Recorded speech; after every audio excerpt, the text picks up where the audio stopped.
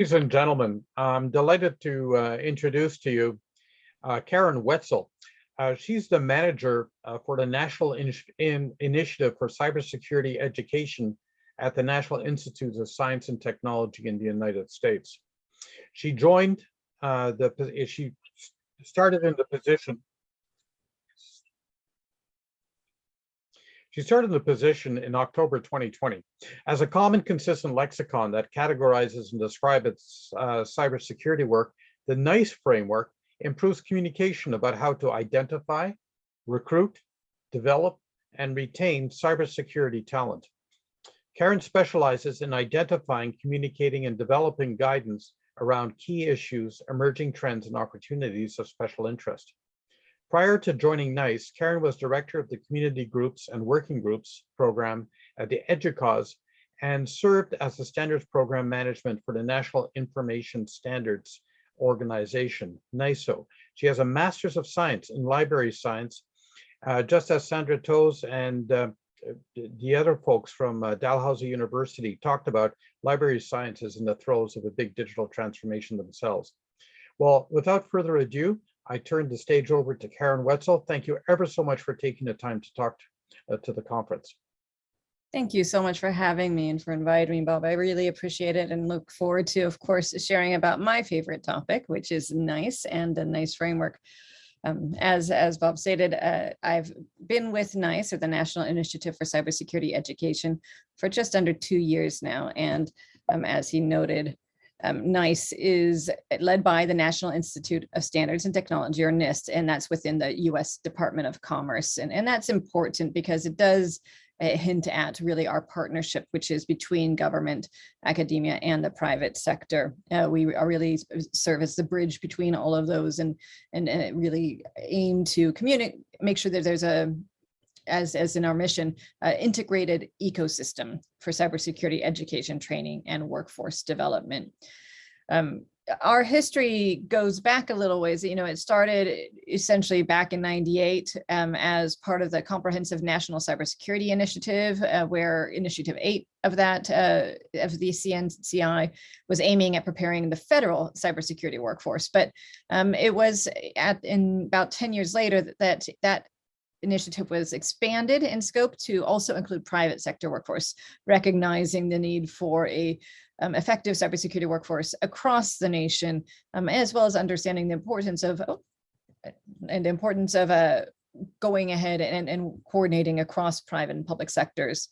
That became a public effort in 2010, and then in 2014 was essentially when NICE was established with the Cybersecurity Enhancement Act of 2014. My title is the manager of the NICE framework, which I will be focusing on quite a bit here today.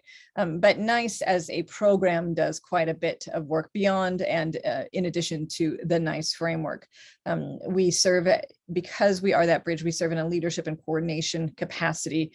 We have a community coordinating council, as well as a federal interagency coordinating council that help to guide us. That the first of those is an open council that we encourage people to join, and includes a number of working groups under it. We engage with, and I'm sorry, my slides are apparently auto sharing, so I'm going to adjust them in a second.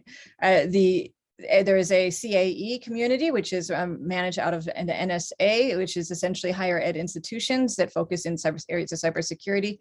And I'm sorry, I am going to go ahead and escape this and start it over because it is doing oh, I'm so sorry.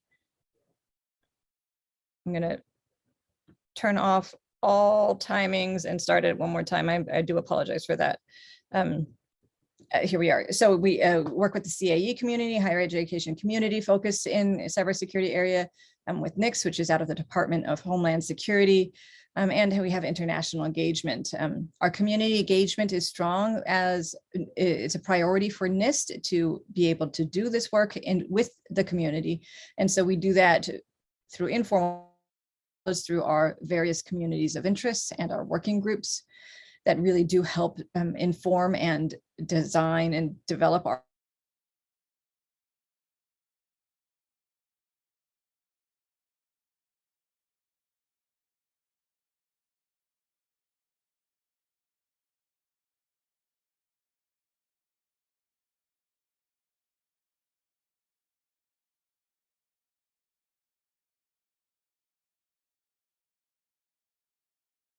this field and the kinds of work that is being done. We also promote NIST framework success stories, have a resource center.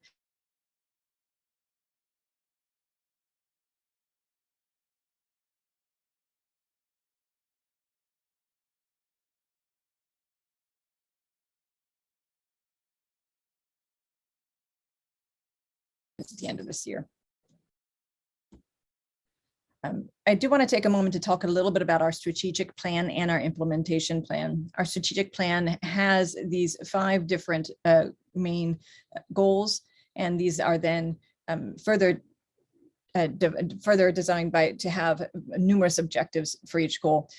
Our implementation plan is then strategies on how we can achieve those objectives.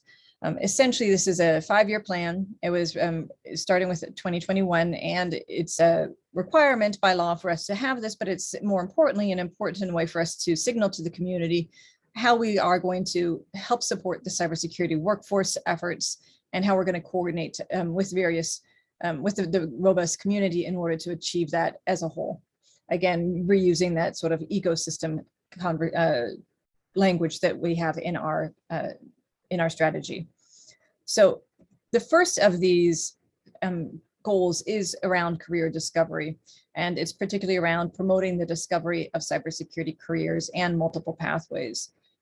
It's important for us to really point out those multiple pathways, because it's not just about career pathways once you're in the job and how you might shift from one aspect of cybersecurity to another, or how someone might move or upskill into cybersecurity, but it is really about that promoting cybersecurity career awareness and discovery, as well as showing those multiple learning pathways and credentials. We're one of the goals for our organization is to highlight ways that we can expand the pipeline into cybersecurity careers. And that means looking at both the traditional credentials, for instance, what you might receive from a 4-year academic degree, as well as more non-traditional approaches into this. So it could be about evidencing competency in certain areas of work, for instance. And so we're looking at how we can establish that, how we can work with private and public sector employers to help to assess and rely on these various different kinds of ways that these can be evidenced, and to help with learners and with academic and training organizations to show how those can be actually evidenced in different kinds of ways as well, whether it be micro-credentials or learning and education research platforms. You know, what is it that we can do in order to help bring people into this field? And you can see some of the other kinds of areas. These are the goals that we have under this one the objectives we have under this one main goal. And the one I want to also point out is that last bullet there, which is talking about the exploration of cybersecurity career opportunities and work-based learning experiences. So for instance, we do have a focus on how we can go ahead and bring people in doing internships, but we can also have apprenticeships and looking at different kinds of mentoring kinds of capabilities and other kinds of career opportunities. We have found in our federal workforce that there are not very many openings for early career people. So how do we go ahead and make sure that we are going to have people at earlier careers and start developing those people who are going to need to be able to take on leadership positions when our current leaders are no longer in those jobs. So it's really looking at the full life cycle of the cybersecurity careers. Our next goal is focused on learning process. And so this one is around transforming learning to build and sustain a diverse and skilled workforce. And it's looking at different approaches to that, including multidisciplinary approaches. I mentioned the issues around credentials. And so there is a group with this, a working group that's focused on looking at the quality and availability of credentials and how those might be done in different kinds of ways, how competencies might be validated as well. I mentioned the learning and employment records. And so there's a working group that's looking at that and how those kinds of systems could be used to document and communicate skills between the learners, employers, and education and training providers. And really looking at this as a whole. I'm not going to read through each one of these bullets, but just this gives you a little bit of a flavor of the kinds of work we're doing around this area. Our third goal is around talent management. We do have a modernizing talent management working group that's addressing a number of these different objectives. And this is really looking at how the employer sort of side of things. So looking at effective recruiting, hiring, development, and retention approaches to cybersecurity workforce, new technologies, and how we can use those to increase connections and fit between employers and job seekers. Karen, could you just start Yeah. the data sharing, please? The screen sharing isn't working. Oh, I'm Oh, so sorry. Let no me. worries. Thank you so much for catching that. I'm going to try it one more time.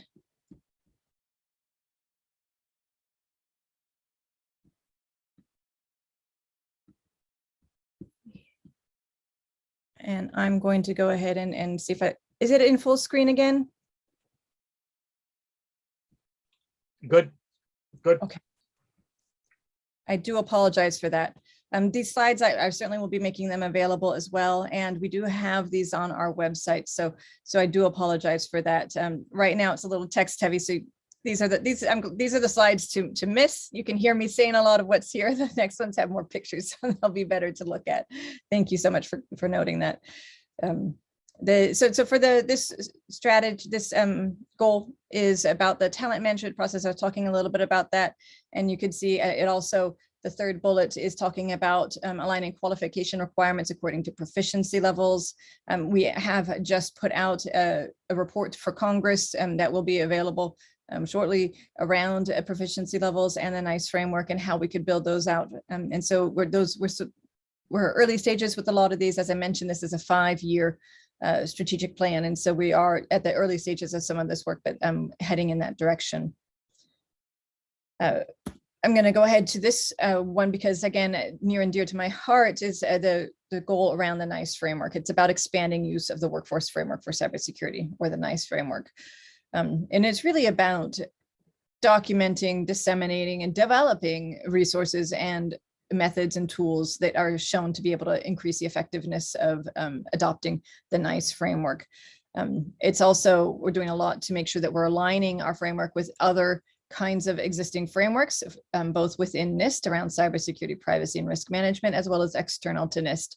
So rather than trying to have, and I come from standards development world, and where there's the joke about the best thing about standards is that there's so many to choose from, and we try not to do that. We're trying to not have 10 different approaches to this, but to start to see how can we go ahead and align to existing resources, align to what subject matter experts are identifying as important to the field of cybersecurity, and bring that into and translate that into the NIST framework, which is focused on what the workforce needs to know in order to achieve those goals. We also have a number of things to update and improve the framework, looking at new tools, and also looking at things that might have an impact on our statements, like automation, and of course, expanding our international outreach. Our final goal is around research. We want all of our work to be done based on research. We look data-informed approaches to our work. And so that includes understanding the factors that are influencing the impact of cybersecurity in education, training, and workforce development, looking at societal and global issues that are going to have an impact in this space. Just prior to going live, we were talking about AI, for instance, in the area, impact in that area. We're looking at how data is overall a field that is sort of growing in terms of how that might relate, though, to cybersecurity. So how are we going to bring in these different kinds of things that are coming forward, making sure that we are going to be providing that trustworthy advice? And of course, blending practices across education, training, and workforce development settings, again, focusing on that overall ecosystem approach.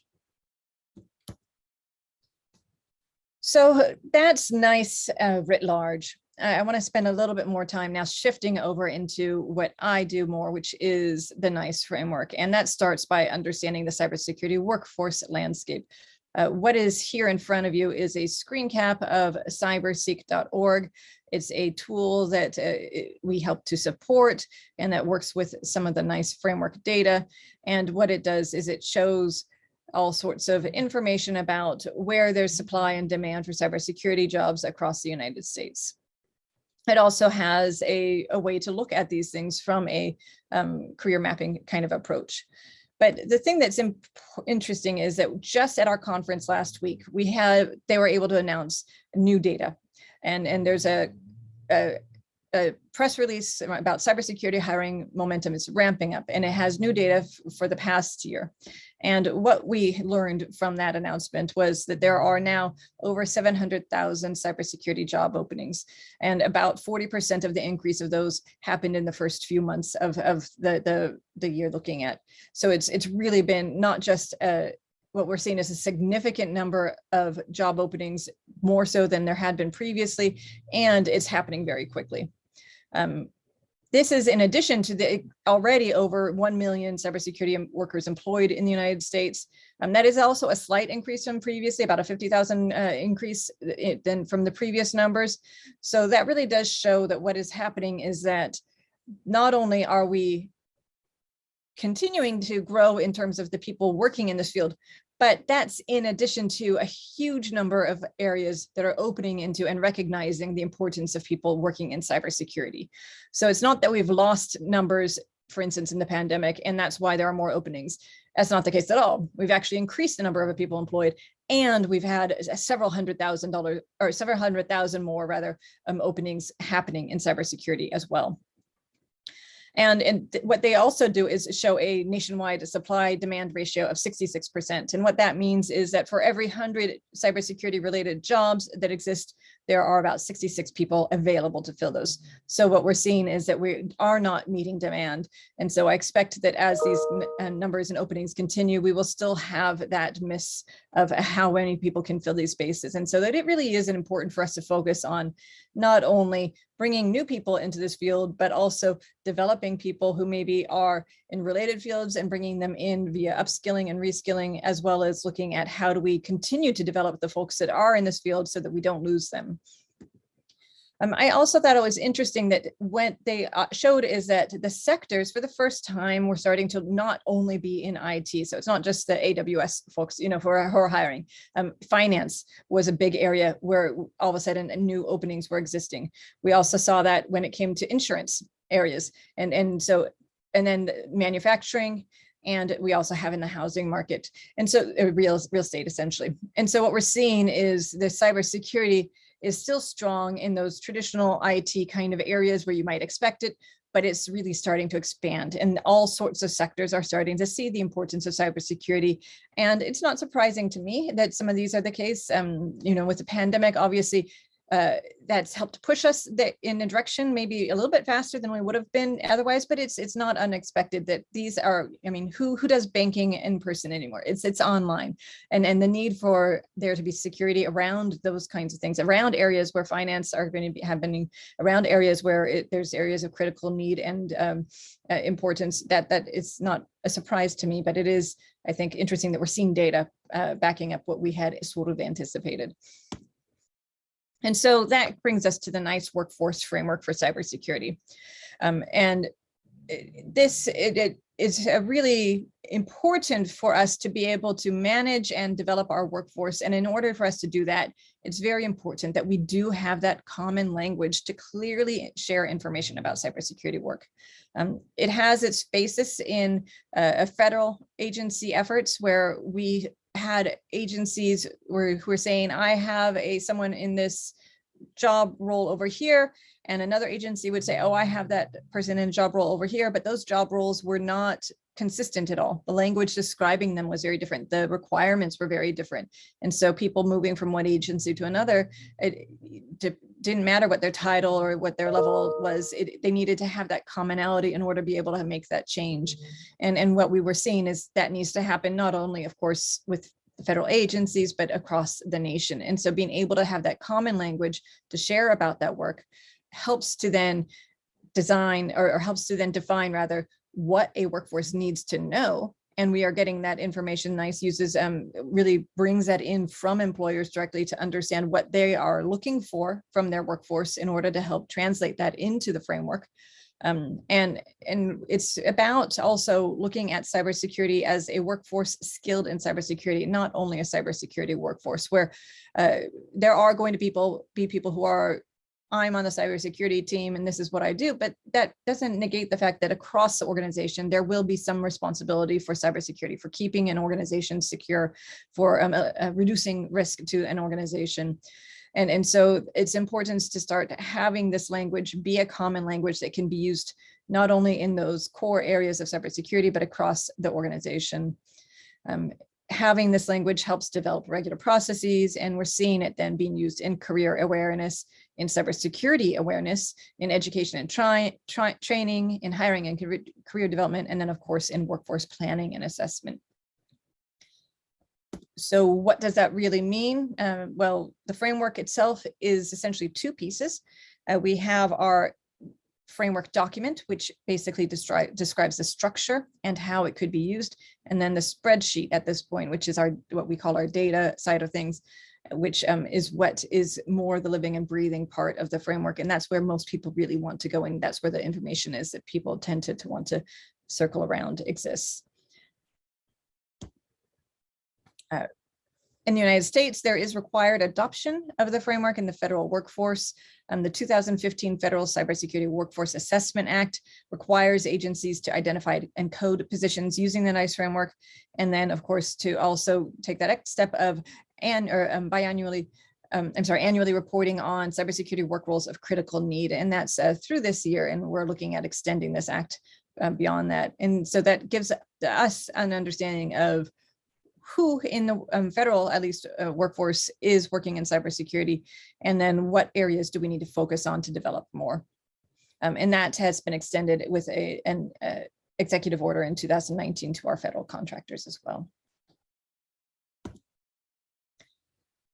Importantly, the NIST framework did come out with a revision at the end of 2020, and that revision adjusted some of the frameworks so that we can really embrace these attributes. The framework is a structure. We're within the National Institutes of Standards and Technology, and so a lot of times people think of it as being a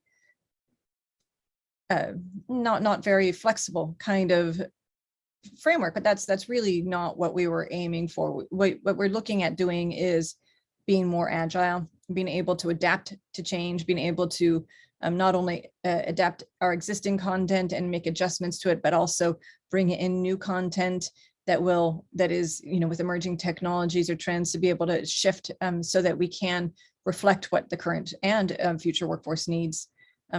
It's meant to be used in a flexible kind of way. So rather than I have to stick to it by the letter, understanding that this is a starting place that helps me get started and then be able to adjust it according to local needs.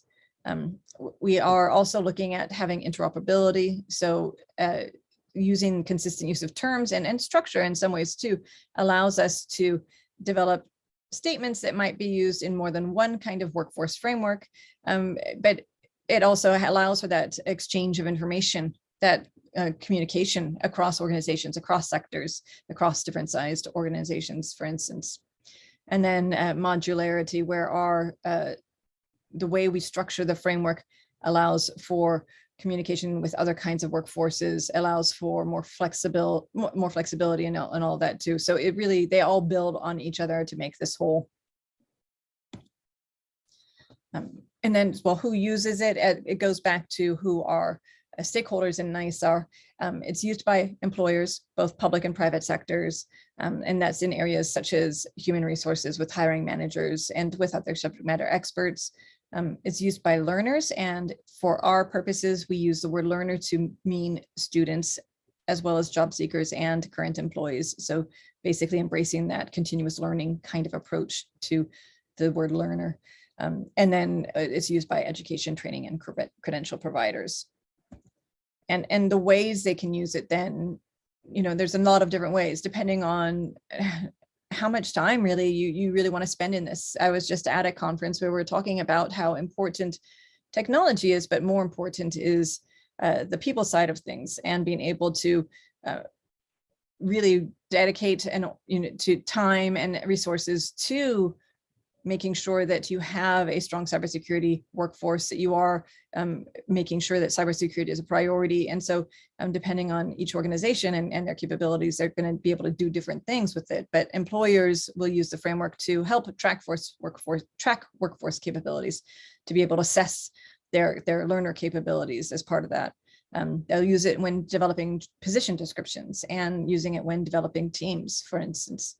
The education and training providers, as well as certification providers, are also using this to look at what, for instance, for existing work role, what sort of requirements there might be to develop a learning program to align to the NIST framework, so that there can be, from a learner perspective, as I'm going through these courses, I know which areas I might need to know in order to build up the capabilities I need for my career, and because it's aligned with the framework, which aligns to those job descriptions. And it, it helps with assessment too, when learners are determining whether or not they've achieved certain capabilities. For learners, they can look at it to understand what cybersecurity work is, to understand about the variety of jobs in cybersecurity, to learn about what an organization might need. So talking with the organization, being able to assess where their focus is and what their priorities are, and even in self-assessment. So to explain that in a way that might be a little bit easier to understand, I have a sort of a story approach here. This is really about, I mean, that's all well and good, but how would I do that? And really, we're starting off here with someone who's been tasked. There's a new strategic plan in their organization, and this person who is leading their cybersecurity program has been tasked to see whether or not their team is going to be able to address the goals of that new strategic plan for their organization's cybersecurity. And so the question at hand is, do we have the right people on our cybersecurity team? Well, it can be difficult to understand that if you do not have a way to assess your current workforce, if you do not have a way to determine your team's capabilities. And so the NIST framework serves as a way to help do that. The solution in this case is to conduct a workforce assessment using the NIST framework.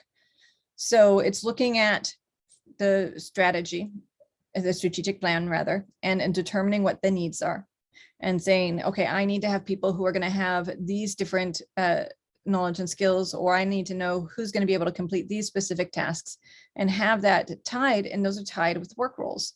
So what we're going to do is see, okay, well, which work roles as defined in the NIST framework do we need? And then look at our cybersecurity staff and see, which competencies areas, are needed, and then be able to say who is going to be able to work on a team to help with our new strategy, who's going to need to upskill in order to get the capabilities needed for this new strategy, perhaps, what gaps exist, and how can we provide training to support that. And it gives a structure in which someone can start to do this assessment.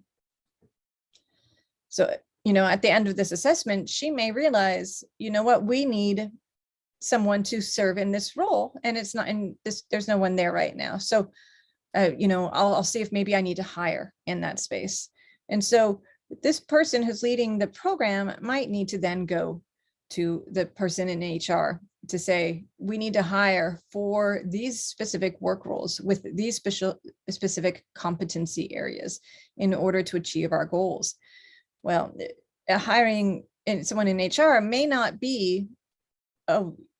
know how to describe that, may not be able to really translate those requirements in a way that can be done in a job description, unless they maybe use the NIST framework. They can use that, they can use the language, the defined common language in the competency areas and work roles in order to identify what our requirements of that job might be and see how that might align to a job description. Be able to use that language in a job description so that when that is out, we're looking at getting the right candidates who will be capable of doing this work.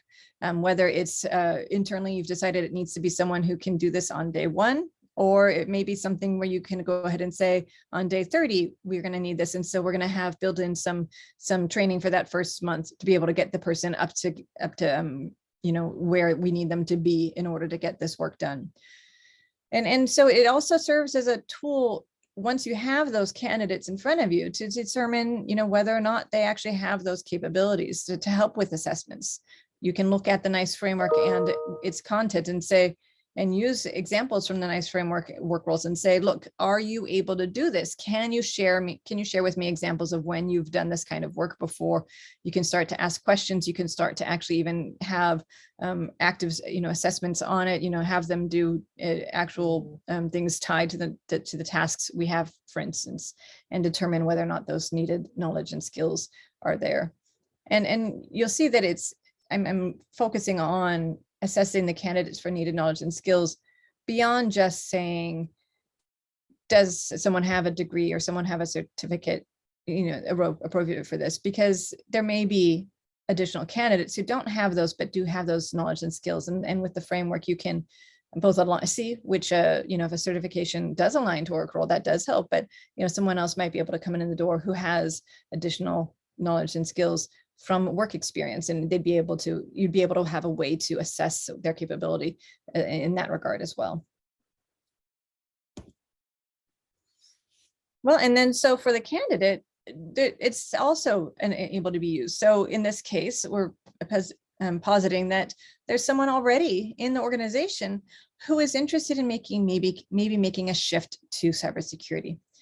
So they're talking about it and they're thinking about this, but they don't want to put their name up for that job if they're not prepared. They want to make sure that they're prepared. And so by using that common language from the person, the hiring manager to the HR, now this learner can see that language in the job description and see how that relates to the NICE framework and be able to say, look, they're saying that we need the specific work role or this specific competency area, and I could see what knowledge and skills are required. I can see what I need to do to maybe upskill or to highlight my capabilities that maybe aren't easily seen from my current job description, but I can show how what I do translates into this role.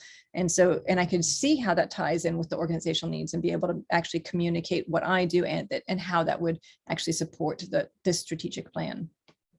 It is about that self-assessment as well, in helping to identify those strengths and weaknesses and focusing on those areas that need work. So that's just an example of how that might be used from an employer kind of perspective, but also from that learner perspective with the NICE framework. I know I sort of got us deep in the weeds there. So I am going to take a second to just step back a little bit more and talk a little bit more about the framework. And okay, you've seen it from was I in the weeds or too big pictures? It's one of those, but this will get you a little bit more understanding of exactly how that then plays out. So at its core, the NICE framework has built what we call building blocks of task, knowledge, and skill statements. Task statements are statements that describe the work to be done, whereas skill and knowledge statements essentially describe what a learner needs to know or be able to do to complete that work. And so really that's the foundation of the NICE framework. We then show how those statements can be used in different ways. And that's through, as you've heard me say, through teams.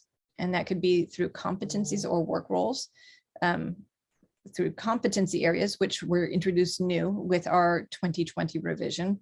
And those are groupings of the TKS statements and serve in some ways as a means of assessing or demonstrating capability. And then work roles, which have been a part of the NICE framework from its inception.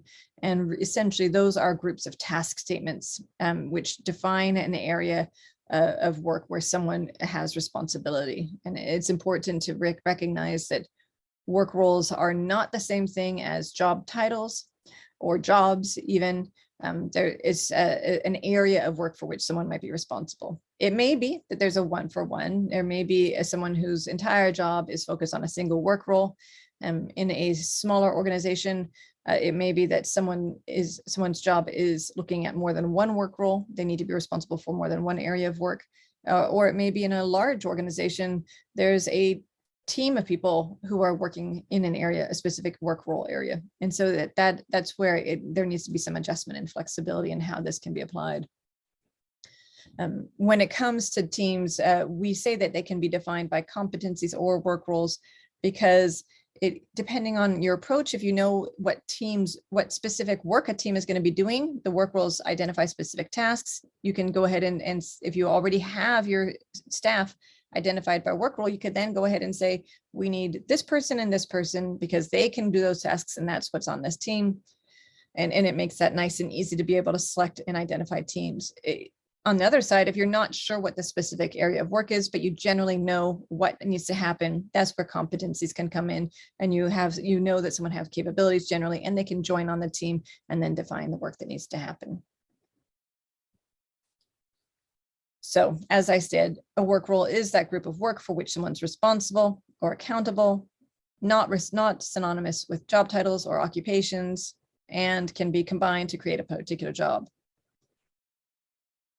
We are working on, at this point, our work roles do define tasks, knowledge, and skills all together. We are working on aligning our knowledge and skills specifically to the individual tasks, so that that connection can be more clearly made, and that is work that is forthcoming. Here is an example of a work role. We do have 52 work roles in 7 general subject category areas. You can see that this is in the security provision category, which is the largest area of work roles within the NIST framework. And we're looking at an authorizing official / designating representative work role. And you can see it's described generally as a senior official with authority to formally assume responsibility for operating an information system. And then you can get to, this is a screenshot of our spreadsheet, and you can get to the tasks and knowledge and skills for that area from this. And you can see just a handful of the tasks identified here for that specific work role. On the other hand, we also have competency areas, and we introduced those, as I mentioned, in 2020 as a result of evolving recruiting practices, looking at assessment-based hiring, looking at broadening that pool, all those things I mentioned. And they are more measurable clusters of tasks, skills, and knowledge, and really are about correlating how that can be done on the job and improved through education, training, and other learning experiences. You can see the graphics on the right loosely correlate to how they can be applied, and I'll get to those in 1 second, but just to understand the difference between competency and work roles, the competency areas are much more about focusing on the learner and addressing employer needs and really looking at assessment based on the area as a whole, whereas work roles are about the work itself and are really used to define the positions and responsibilities, and assessment usually is at that task level. And so even though it's the same building blocks, the areas work roles are focused more on the top half here of the diagram, and the competency areas more on that bottom half. And essentially you could see how this does work together in an ecosystem where we are learning from employers who are identifying what areas of competency are needed. We're sort of defining those out and sharing those out with educators and training providers and certification providers to help teach and evidence those. And of course, the learners are possessing, acquiring, developing, and demonstrating those competencies for employers to assess. I know I'm running low on time, so I'm sort of speeding through here, but to let you all know that there are many different ways that these can be applied. We're looking at them as an addition to a work role. So for instance, having a cloud security competency area, that might be something that a security architect might need in addition to the standard work role capabilities of that security architect.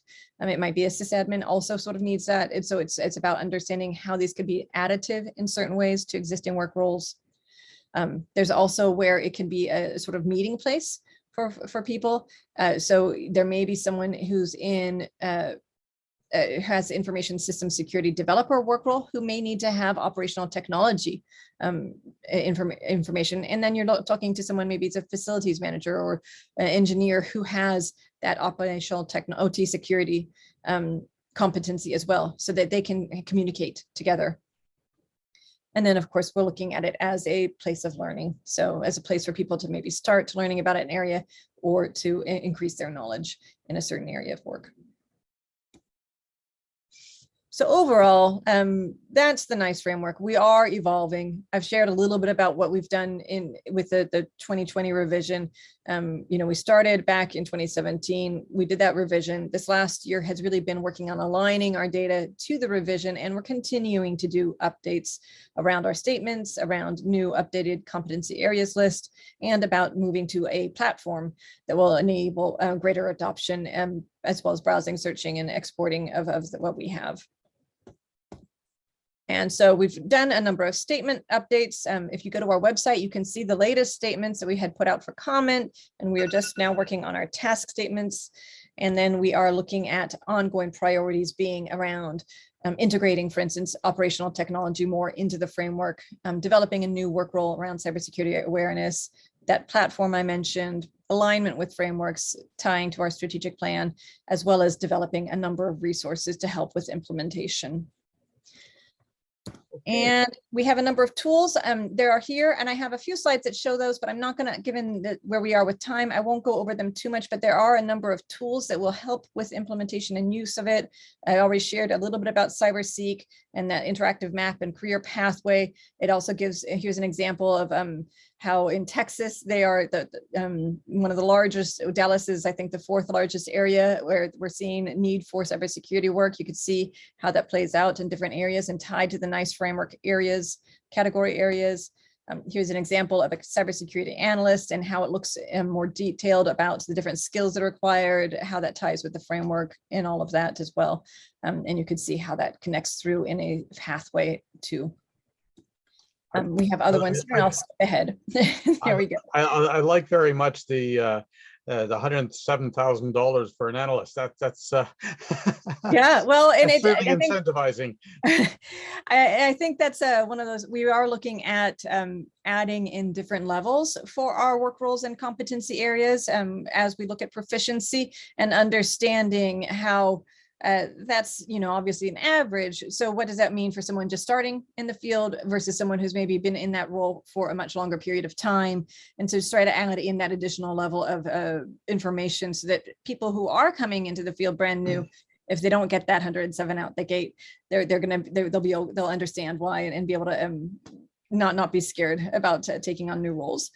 Well, thank you ever so much for the presentation. And if anybody's interested, just go to the reference. Or Google NIST and then space NICE, and they'll basically get you right to that website, and they give you all the material. There's tons of material down there. I've got 2 quick questions for you. Yep. Okay. First off, is there any problems right now with that other private sector or other nations use this framework? No, we encourage that. I think the bigger problem is that we can't always tell where it's getting used, and then we'd love to know more of that. But it's actually, I think I said I've only been in this position now for about 2 years, and in that time we're seeing the adoption really increasing a lot. It's definitely being used in private sector in various ways, both in internal tools. For instance, I know of a few different organizations that are using it in restructuring their hiring processes, as well as with the workforce assessment. And so they're looking at that and making sure that they have a structure to rely on, as well as understanding when new people are coming out, either coming into their job, into their organizations, or when they need to do training and development. They're aligning to the NICE framework aligned different training offerings too, because that's something we're seeing too. Great. Well, anyways, if anybody uses NICE, let them know. That's the main thing, so they know where it's being used. I've got another question. Is there any coordination with the Skills for the Information Age standard, SFIA? Yep. We've had a lot of conversations with Sophia, and when I've mentioned proficiencies, one of the things that we actually are starting to recommend is maybe doing a model that's very much similar to the Sophia levels of responsibility. I like how they really are looking at proficiency from that workplace perspective. And it does bring in some things that we were wanting to bring in, such as soft skills and how that plays out in this space, which we know is so important. Oh, well, that's super. Well, thank you ever so much for taking the time to present to us, Karen. It's greatly appreciated. And hopefully next year we'll be able to see some yourself or some other folks from NIST come down Well, come down. It'll be virtual, actually. So we're planning next year. Well, But hopefully we'll have more folks telling us about how they're using the framework. I that- certainly can talk from this angle, but I'd love to hear the stories and how it's being implemented. So I hope to hear from Great. folks who are interested and look forward to that. well, hang in for Angela's presentation, next one. Okay, I because will. I think you're going to be referring to that. Well, thank you ever so much. It was much appreciated. So now I'll go and take care of the latency.